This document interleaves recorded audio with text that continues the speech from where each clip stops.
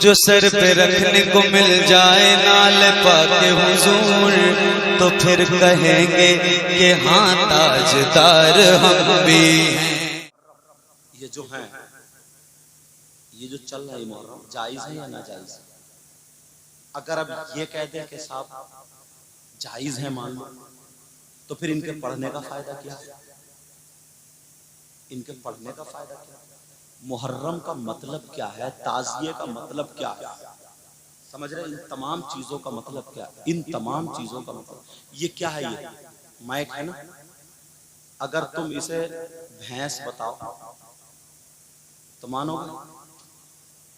मैं कह रहा हूं नहीं टोपी है, मानो टोपी है, तो तुम कहो हम पागल थोड़ी है, क्यों मान ले भाई, हमें आंखों से दिख रहा। मैं कहूं नहीं मानो तो तुम मानोगे, चुप हो जाओगे, मगर तुम्हारा दिल नहीं मानो। मुहर्रम का मतलब इमाम हुसैन पाक का रोजा। क्या मतलब है बोलो? शहीद आजम का रोजा या करबलाए मुअल्ला का नक्शा। समझ में आ रही बात? अब ये जितने मुहर्रम घूम रहे हैं, किसी में दुलदुल है, किसी में परिये हैं, किसी में दूध की नहर है, किसी में पानी की नहर है, कोई आदमी ऊपर चढ़ा बैठा है, हर एक का नक्शा अलग अलग है। किसी पे मस्जिद का नक्शा है, किसी पे जैसे जिसकी समझ में आ रही वो कटिंग निकाल निकाल के बना रहा ला रहा। समझ में आ रही?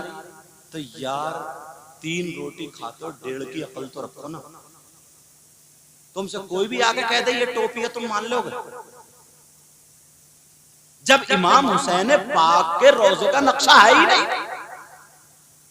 करबला मोहल्ला का नक्शा है ही नहीं, पागल थोड़ी है हम कोई।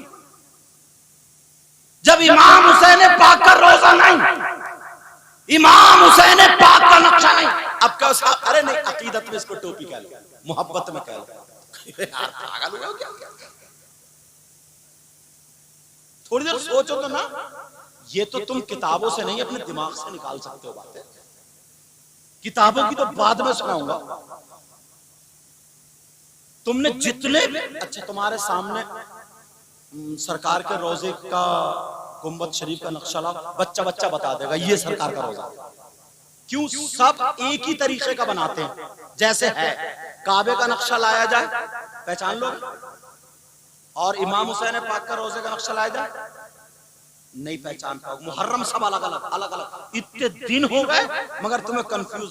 इस साल 1 लाख का, तो अगले साल को 2 लाख का कटिंग ज्यादा, या महंगाई आ गई, लेकिन नक्शा नहीं। इमाम के रोजे का नक्शा नहीं। अरे हमारा मजहब सच्चा है, हमारा दीन सच्चा, पीर पैगंबर सच्चे, हमारा कुरान सच्चा, हमारा इस्लाम सच्चा, और इस्लाम को मानने वाला मुसलमान। यही आला हजरत ने कहा है कि मुरव्वजा जो राइज है, जो इस वक्त ये हो रहा है, ये ताज़िया नहीं है, और अगर इसे मान लो तो ये जायज है। समझ में आ रही है?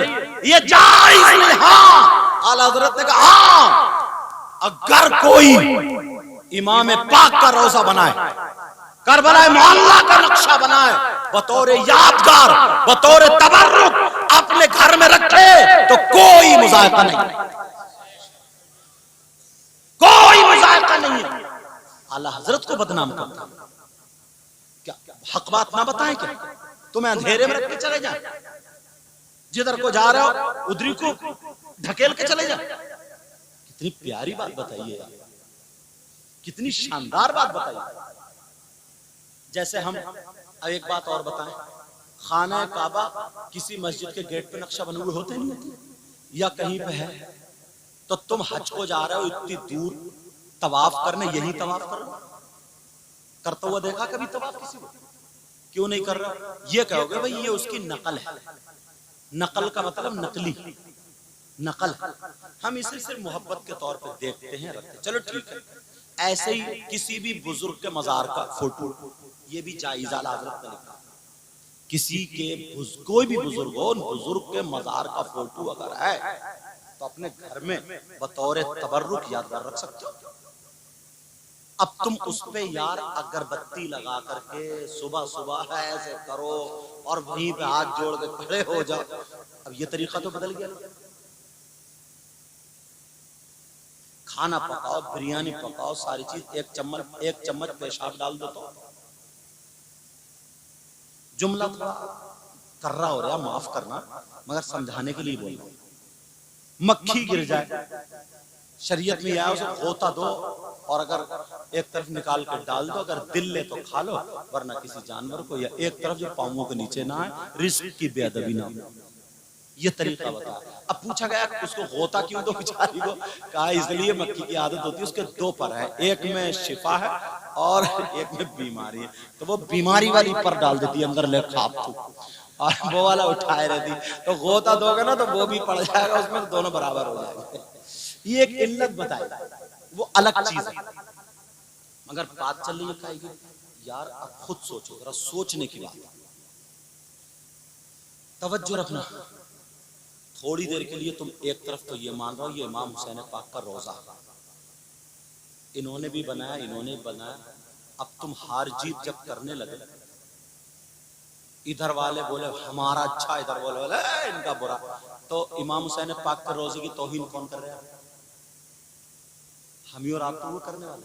तुम्हें ये इजाजत किसने दे दी है न पाने की? तुम्हारे बाप की शरीयत है।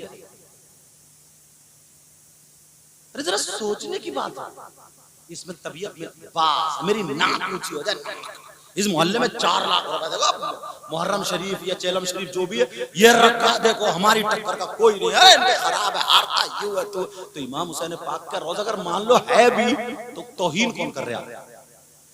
बर्दाश्त करोगे कुरान पाक सरकार के रोजे की तौहीन हो जाए? बोलो, बर्दाश्त करो खाना का? तो इमाम हुसैन पाक के रोजे की तौहीन बर्दाश्त कैसे कर रहे हो? और कोई भी सरकार के रोजे ऊपर चढ़ता है, खाने का भी और तुमने मुहर्रम इतने बड़े बनाए, एक आदमी को खड़ा करना पड़ता है, वरना वो गिर जाएगा। तुम सरकार के रोजे पे चढ़े फिर, और वो भी ऐसा खड़ा मुत्तू होगा, वो पता नहीं नमाज पढ़ी है नहीं पढ़ी है, पाक है ना पाक, सिर्फ वो मिस्त्री होगा ताकि कहीं होना और रास्ते में निकल तो उसको खोल खाल के फिर आगे चल के बांधते। मतलब ये सारी चीजें, ये इसकी इजाजत कहां से देती है? अब सरकार का रोजा यहाँ पे बना हुआ है या मस्जिद के गेट पे है, मान लो तो कोई घर से चावल और ये तमाम लड्डू वड्डू लाके मस्जिद के गेट पे रख के सरकार के रोजे पे फाता पड़ता, घर में पड़ता अपने, और सवाब सरकार की रूह को पहुंचाता। तो तुम भी ऐसा करो ना।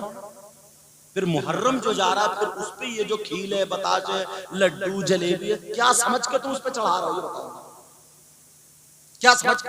ये किताबी तो कम से कम 3 रोटी खा रहे हो, 1.5 के फल तो रखो। क्या समझ के बस लड़ाई झगड़े ले लो, बस इसने मना ही कैसे करा, और डायरेक्ट कह देता कि वो यजीदी है, भले आलिम है वो, इसका ईमान खत्म। इस पे तौबा लाजिम। अगर और गाली दे देता, गाली बक देता तो ईमान भी गया।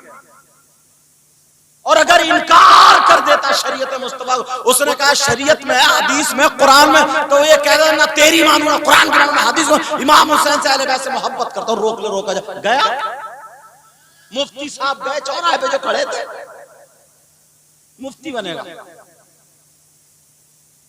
खत्म। और बाज ना ये भी है, इसने भी इमाम पाक का रोजा नहीं दे, ये भी डायरेक्ट मुहर्रम को अगर इमाम पाक का रोजा, उसको भी बुरा तरह कहने लगता है। इधर के लोग भी बाज, तुझे भी जबान खोलने की हिम्मत नहीं। मैं बता